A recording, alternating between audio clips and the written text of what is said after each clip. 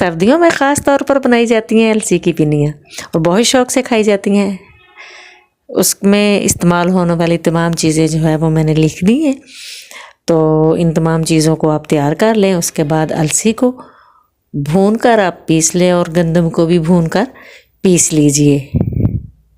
दोनों चीज़ों को पीस कर छान लेना है और सरसों का तेल जो है उसको आपने कड़कड़ा कर गर्म कर लेना है और उसमें इलायची डालकर एक साइड पे रख लेना है। फिर आपने पानी में गुड़ शामिल करके शीरा तैयार करना है और उसमें जो आपको पसंद हो वो ड्राई फ्रूट डालकर तो आपने एक अच्छा सा शीरा तैयार कर लेना है। ये 1 तार 2 तार का नहीं होगा, ये बस गुड़ घुलेगा।